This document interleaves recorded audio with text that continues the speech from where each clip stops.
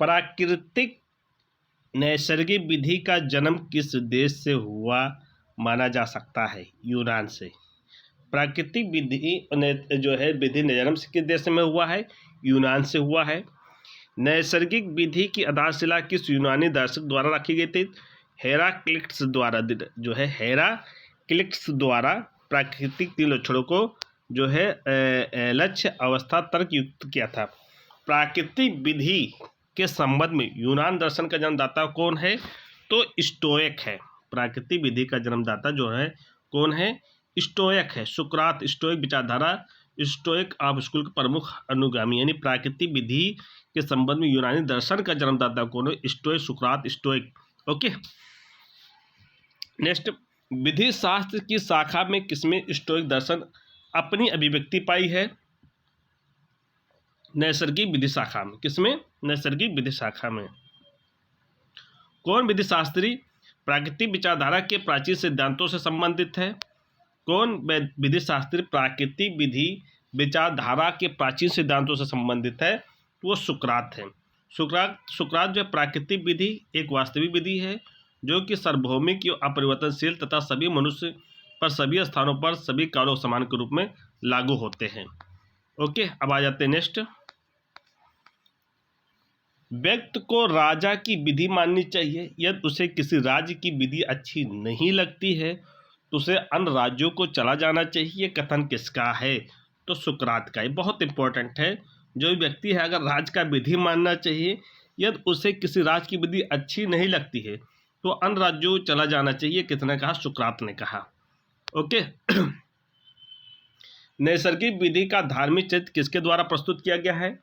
तो नैसर्गिक का धार्मिक चरित्र जो है संत अगस्ताइन के द्वारा। प्राकृतिक विधि के मूल स्रोत प्राकृतिक स्वयं ईश्वर है। अंधकार युग नैसर्गिक विधि का एक नया विवेचना किसने दिया है? संत अगस्ताइन ने दिया है। ओके, विधि शास्त्र की किस शाखा ने मानव अधिकारों के संकल्पना का जन्म दिया है? तो नैसर्गिक विधि शाखा ने। प्राकृतिक विधि मनुष्य की प्राकृतिक तथा समाज में रहने की उसकी आंतरिक आवश्यकता पर आधारित है। ये किस विधि शास्त्री के कथन है? तो ह्यूगो ग्रेसियस का कथन है। अब बात करते हैं 19वीं शताब्दी में प्राकृतिक विधि के उद्धार के लिए प्रयास करने का श्रेय किसने दिया है? स्टेमलर ने दिया है। किसने दिया है? स्टेमलर ने। किस विधि शास्त्री को परवर्ती अर्थव्यवस्था की नैसर्गिक विधि, नेचुरल लॉ वेरिएबल कंटेंट का प्रवक्ता माना जाता है? तो स्टेमलर को माना जाता है। स्टेमलर ने विधि कितने वर्गों में विभाजित किया है? तो विधि को जो है 2 वर्गों में विभाजित किया है, विधि के विचार और विधि संकल्पना। यह बात प्राकृतिक के साथ सहमति सही कारक ही वास्तविक विधि। यह किस विधि शास्त्री द्वारा प्रचारित किया गया? सिसरो द्वारा। प्राकृतिक नैसर्गिक विधि के अंतर्गत किन सिद्धांतों का प्रतिपादन किया गया? प्राकृतिक नैसर्गिक विधि के अंतर्गत किन सिद्धांतों का प्रतिपादन किया गया है? अब उत्तर देखते हैं। ये 3 सिद्धांत क्या है? सम्यक प्रक्रिया सिद्धांत, पक्षपात का सिद्धांत, युक्तियुक्त का सिद्धांत। ये तीनों महत्वपूर्ण है। ये आर्टिकल 21 में आपको मिलेंगे। ओके, नैसर्गिक विधि के मुख्य समर्थक कौन है? स्टोइक, एक्विनास और रूसो, स्टेमलर है। सभी परमाणुवादी विधि एक नियोजित विधि को प्राप्त करने का प्रयास है और न्याय सामाजिक ढांचे के भीतर और इच्छाओं के प्रयोजन का समन्वय है। इच्छाओं तथा प्रयोजन का समन्वय काल स्थान के साथ परिवर्तनशील है। ये कथन किस विधि शास्त्री का है? तो रूसो का है। प्राकृतिक विधि का अन्य उपनाम क्या है? तो देवीय विधि है, सर्वलौकिक विधि है, नैतिक विधि है। नैसर्गिक विधि का मुख्य आलोचक कौन है? Jeremy Bentham.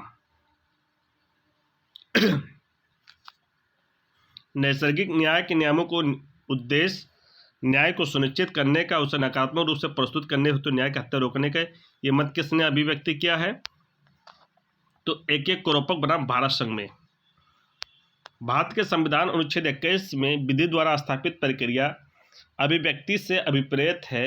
ऐसी प्रक्रिया जो विधि द्वारा विहित है, चाहे वो युक्तियुक्त अथवा न हो, ये निर्णय विधि की किस शाखा ने प्रतिपादन किया है?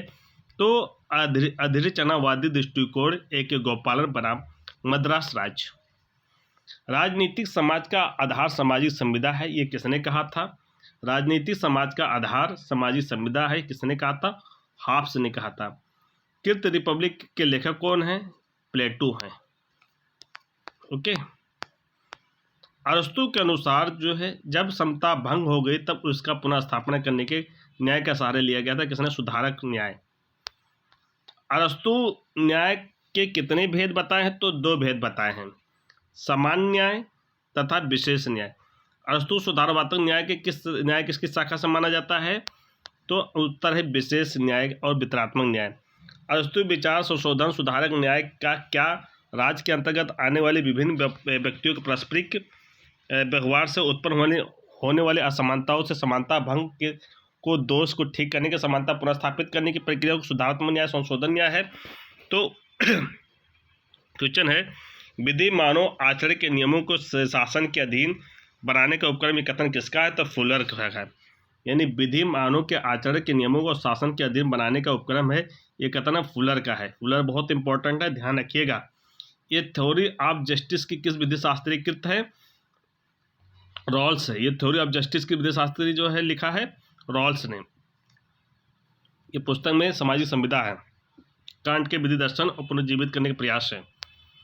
न्याय कभी दिया नहीं जाता है, ये कठिन कार्य होता है जिसे प्राप्त करना होता है। न्याय कभी दिया नहीं जाता है, ये कठिन कार्य होता है जिसे प्राप्त करना होता है। ये कहा है फ्रेडरिक ने। किसने कहा? फ्रेडरिक ने। अब मैं जो है क्वेश्चन आंसर करूंगा सोर्सेस ऑफ लॉ, विधि के स्रोत।